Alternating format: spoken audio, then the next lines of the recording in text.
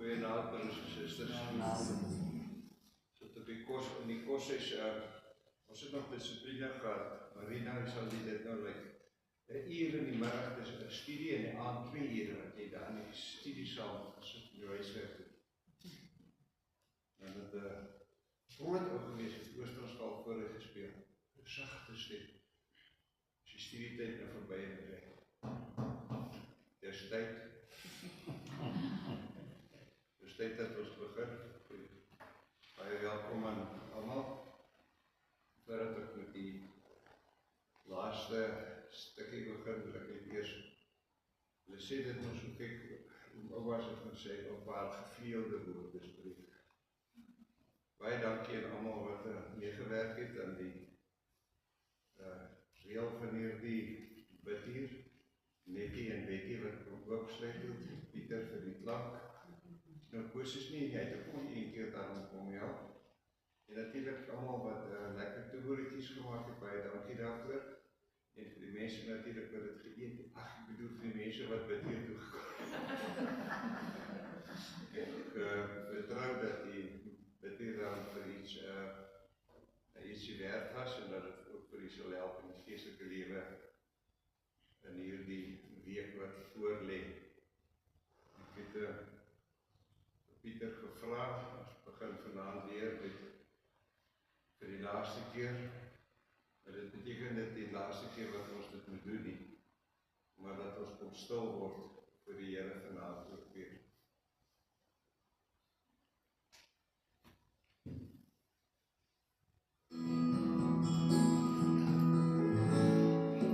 Ek wil kom stil word hier aan die voete. Ek wil kom hoor wat u vir my sê. Ek wil kom oopmaak vir die Gees weer, as ek my vrae voor u kom lê. Want soveel mense sterf sonder Jesus, soveel mislei na die ewige dood. Daar's soveel oorvloed, selfsug en rykdom, terwyl ander ly en hongersnood. Ek wil kom vra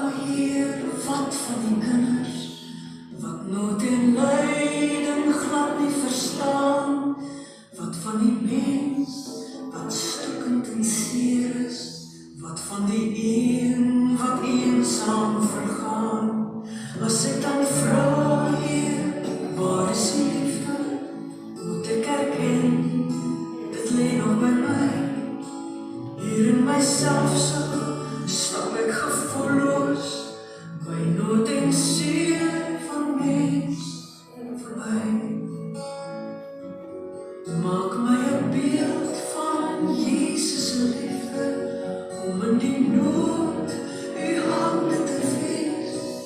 Ek gee myself aan u as 'n offer, onder beheer van die Heilige Gees.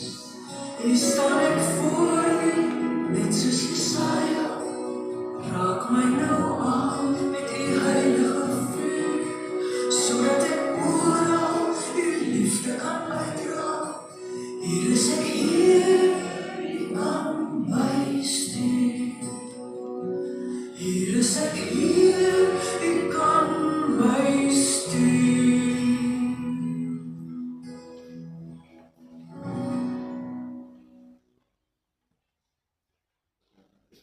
Ek wat nie 'n uitsluiting sê.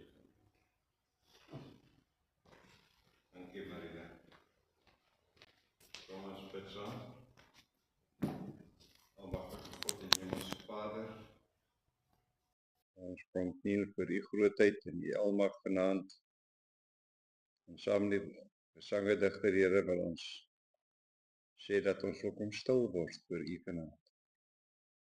Kom hoor wat u vir ons wil sê.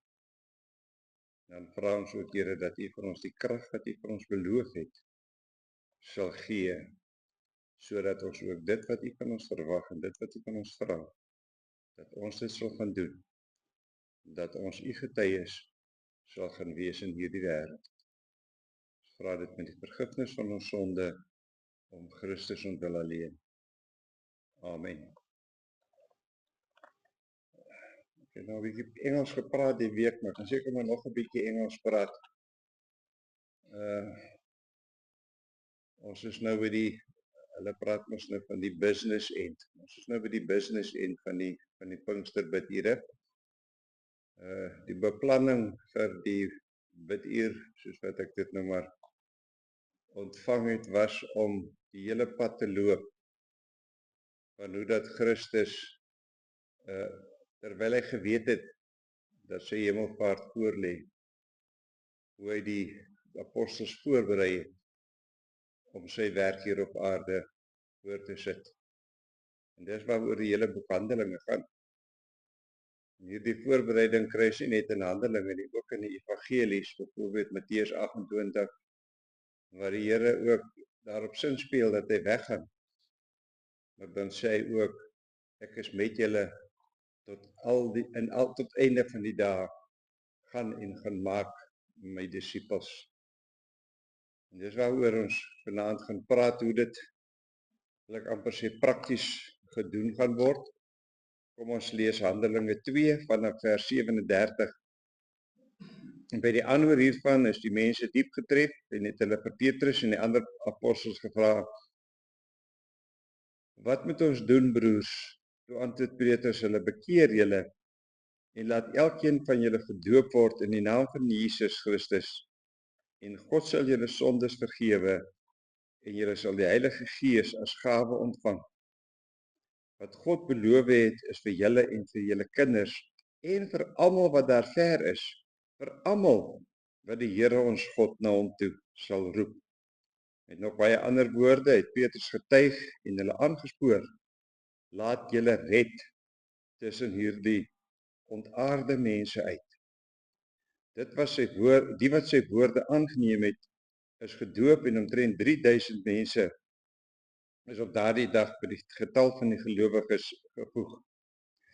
Hulle het hulle hele hartig toegelê op die leer van die apostels en die onderlinge verbondenheid, die gemeenskaplike maaltyd en die gebede. En dan is die opskrif hier die eerste gemeente. Net 'n gedagte hou dat die opskrifte wat ook aan die verskillende perikope geskryf is nie deel van die oorspronklike Bybel nie. Dis eers agterna ingesit om die Bybel daarom so 'n bietjie meer leesbaar te maak. Maar dit is presies waaroor dit gaan in die volgende gedeelte, die eerste gemeente. Die apostels het baie wonders en tekens gedoen, en dit het almal met diep ontzag vervul. Al die gelowiges was eengesind en het alles met mekaar gedeel.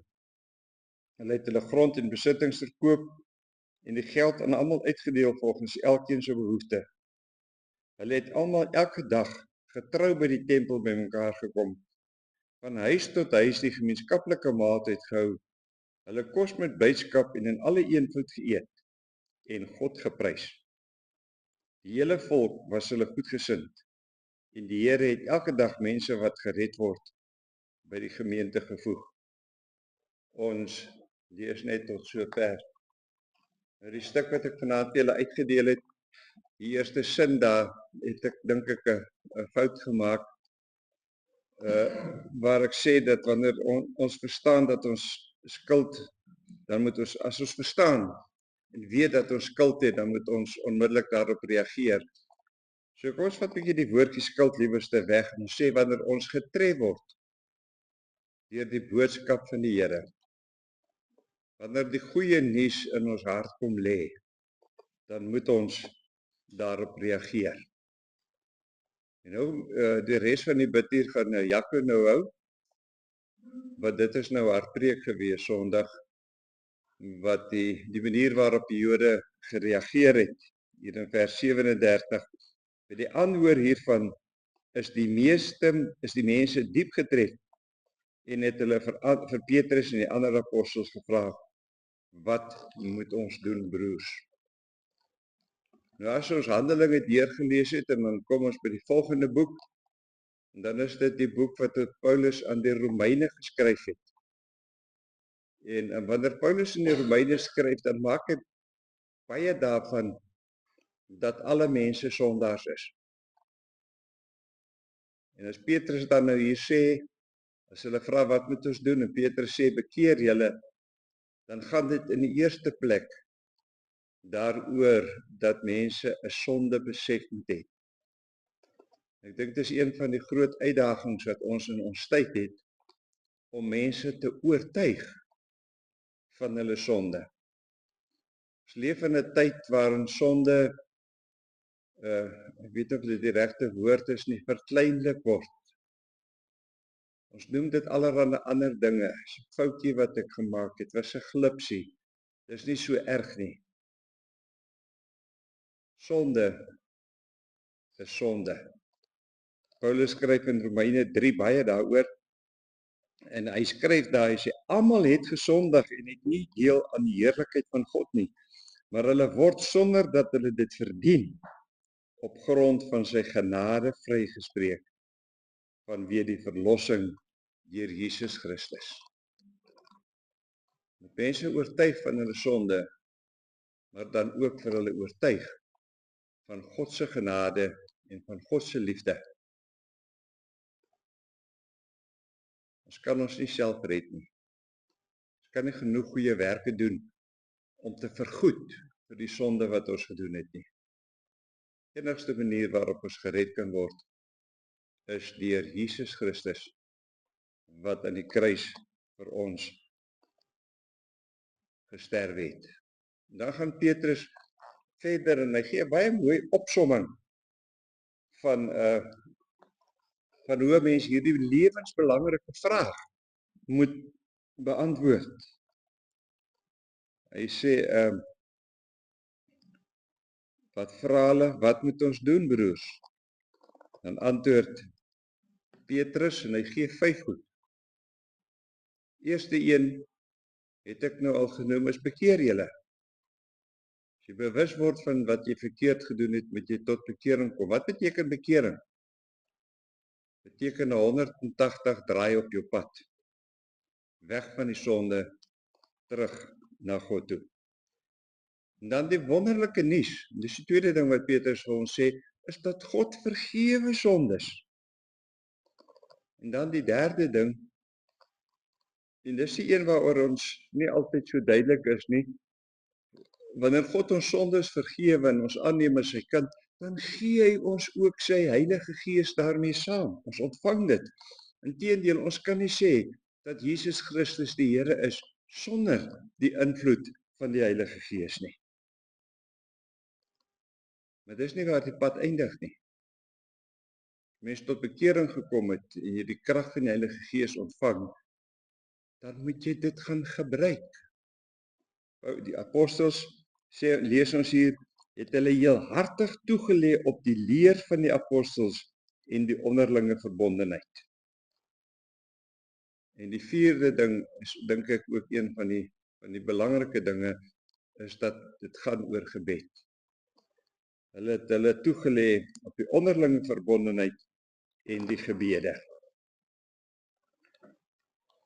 En dit is die manier waarop die woord van die Here verkondig moet word, sodat mense tot redding kom. En dan gaan Petrus, of liewer nie Petrus nie, die Lukas wat die brief geskryf het, verder en hy sê, maar hoe het die eerste gemeente gelyk? Die mense wat tot bekering gekom het, wat aanvaar het dat Christus hulle verlosser en zaligmaker is. Nou het ek hier gevra, noem die dinge waaraan die eerste bekeerders baie van hulle tyd spandeer het. En dan lees ons hier, al die gelowiges was eensgesind. Ek dink nie ek hoef die woordjie eensgesind te verduidelik nie. Daar is soveel twis, verdagmakerry in die wêreld. Baie swaar saak en hartseer saak, dat dit ook in die kerk van Christus voorkom, dat mense nie eensgesind is nie. Petrus sê, as jy deel van die gemeente is, dan is daar eensgesindheid onder al die lidmate. Hulle het elke dag getrou by die tempel by mekaar gekom. Daai stadium was dit nog die tempel, dit het op 'n later tyd het dit die kerk geword, waarvan ons nou lidmaat is. Nie noodwendig die NG Kerk nie, maar die Christelike kerk.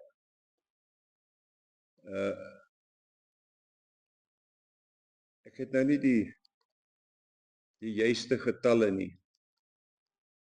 As ons maar net hier plaaslik by onsself kyk. Weet jy hoeveel lidmate het ons min of meer op die boek? 3000? Hoeveel? 230. Hoeveel is elke Sondag in die kerk? As ons gelukkig is, die helfte daarvan. Elke dag eensgesind by mekaar gekom by die tempel. En dan van huis tot huis die gemeenskaplike maaltyd gehou. Ons leef in 'n tyd waar ons in isolasie leef. My kleindogter, au pair nou in Nederland, my aangetroude kleindogter, nou kyk ek die foto's wat sy stuur. In Nederland is daar nie een heining wat die huise van die strate vir mekaar skei nie. Ons het groot 'n konkrete muur met palissade bo met elektriese drade bo. Ons leef in een sonder. Ek het op 'n stadium probeer om te gaan huisbesoek doen. Dan bel jy die mense, dan maak jy 'n afspraak. Dan hou jy voor die huis stil op die tyd, dan sien jy hulle kyk deur die venster en as jy tot die lys daar niemand nie wat die deur kom oopmaak nie. So dis belangrik dat ons ook weer vir ons bure sal begin op 'n manier betrek. En dan vers 47 is eintlik 'n baie interessante vers. Ons lees hier in vers 43, die apostels het baie wonders en tekens gedoen. En dit het almal met diep ontzag gevul. En dan gaan hy verder en dan beskryf hy dit wat die gemeente elke dag gedoen het. Hulle eensgesindheid, hulle saam wees, hulle omgee vir mekaar. En dan eers sê hy, nie die wonders en die tekens nie, maar hier die eensgesindheid van die gemeente het mense tot die gemeente toegevoeg. Ek dink ek hoef nie verder te verduidelik wat ek eintlik wou verduidelik het is, hoe lyk dit in ons gemeente? Wat kan hierdie voorbeeld wat die eerste gemeente gestel het vir ons as gemeente sê? Weet jy, vers punt 6 het ek gevra, hoe kan ons as gemeente in beweging kom om hierdie eienskappe uit te leef? Ek dink die eerste ding wat ek hier neergeskryf het, maar ek dink nie dis 'n probleem by ons nie, maar Hoe welkom voel mense by ons kerk? Wat doen ons vir die mense wat nie kerk toe kan kom nie? Ek gaan besoek ek kan in 'n 6 maande so 'n paar van die mense gaan besoek. Ek kan daar by oom Boetele kom en by die Hugo's. Tikkie aan die mot. Lyk nie vir my of sy ook weer gaan kerk toe kom nie. Mense wat in eensaamheid sit, wat net smag, nie na 'n preek nie. Net iemand wat by hulle kom sit en bietjie met hulle gesels. En dan die volgende een is eintlik die moeilike een. Wat doen ons vir mense wat ons weet wat lidmate is maar nie in die kerk kom nie? Ek het al 'n paar keer van die kansel af gesê en gevra, as jy weet jou buurman is 'n lidmaat, nooi hom saam kerk toe. En ek gesê hier en daar wat ek nou kan weet van wat ons sukses het, van mense wat op die manier weer in die kerk terecht gekom het. Voorbeeld waarop ons leef. Ek hoop dat ons dit wat ons in hierdie Pinkster gehoor en geleer het, sal kan gaan toepas. Vanaand wil ek die gebed bietjie anders reël. Ek wil vir elke persoon kans gee om te bid, maar daar is nou 'n voorwaarde aan verbonde, net een sin. Kyk in die strand, ek het vir julle al vertel van die oom met die hondjie en van oom waterpypie. Hulle het so, tussen die twee van hulle het hulle so 40 minute gevat. En dan vat oom waterpypie sy wyk, dan bid hy hom so deur die woonstelle daar by die strand tot die kant. En dan vat oom met die hondjie om, dan gaan hy die kant toe om met die mense wat in die dorp bly. Net een reël. Sê wat jy gehoor het, wat jou getref het in die week. Sê vir die Here wat jy graag vir die Here wil sê. As jy 'n belofte wil maak, doen dit. En as jy nie regtig wil bid nie, dan is dit nie nodig nie. Gaan niemand dwing om dit te doen nie. Nou, kan ons hierby, waar gaan ons begin? Kom ons begin daar by jou bedjie, dan gaan ons so om, en dan daar by Piet so om by Wiekie, en dan hier die 4 en dan sluit ons by jou af. As geleentheid vir gebed. Baie dankie dat ons tot U kan bid en dat U die Heilige Gees oor ons uitstort om ons leiding te kan gee.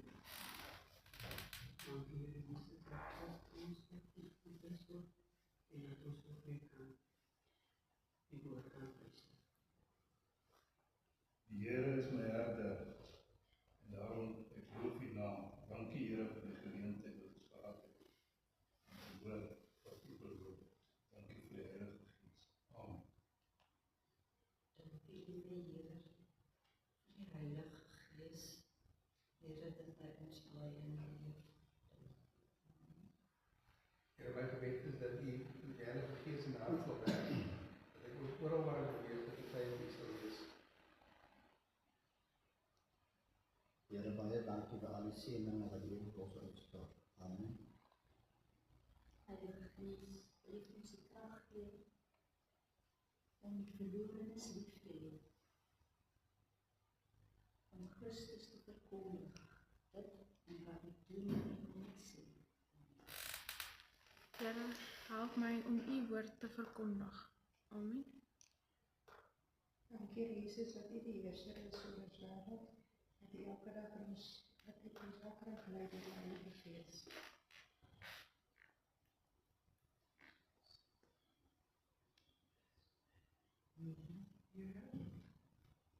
Paulus het gesê dat hy nie nog bid, heeltyd bid. En ons lees ook in die Bybel dat iemand voor God heeltyd prys. Leer ons om ook so te doen. Onze Vader, dat ons liefde ons is, liefde ons vrouw. Ons zal niet verder doen.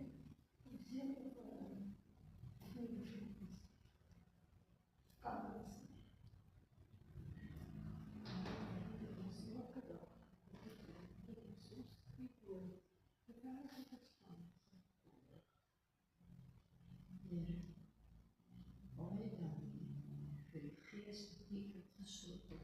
ons harte is, wat as ons twyfel en nie die regte woorde het om te bid tot U nie, die woorde vir ons vorm en dat hy altyd vir ons intree, deur Jesus by U. Baie dankie daarvoor.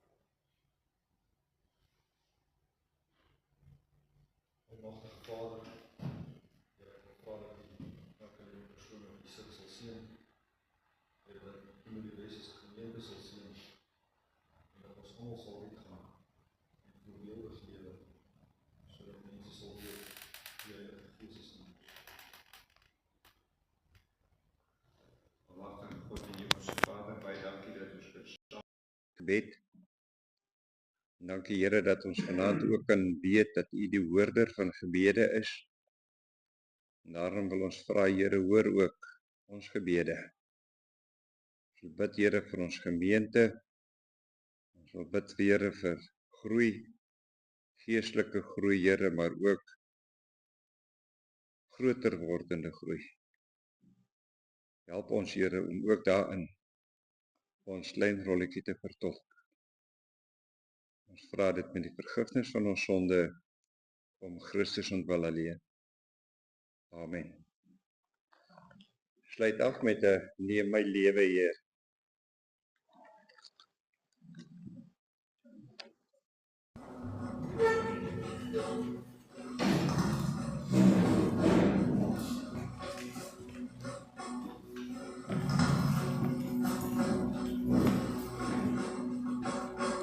Neem my lewe, laat my Heer, U gewy, wees meer en meer. Laat my hart geduldig juig, en vandaan waarheid getuig. Neem my hande, maak ons dienstbare, die goeie werk. Neem my voete, skoei al Heer, met bereidheid tot U eer. Neem my stem en laat my sing, aan U Heer 'n hulde bring. Laat my mond die boodskap dra, ons sal vind wat daar U vra. Neem my goud en silwe Heer, niks wil my eie meer. Al my kennis en verstaan, stel ek in U Vaderhand. Maak my hart vir U tot troon, deur U Gees wat in my woon. Rig my op, gevoel en daad, altyd na U wyse raad. Deur my lewe laat Heer, U gewy, wees meer en meer. Laat my hart geduldig juig, en vandaan waarheid getuig.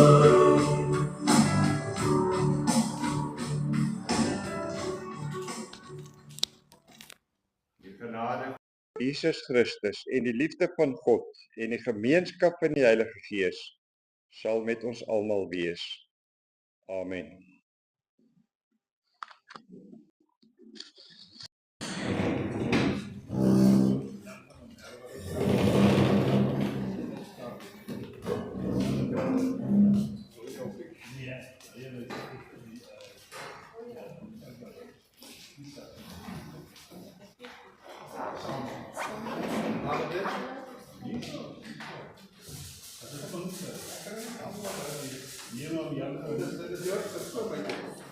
Ja, ik denk dat het jaren geleden.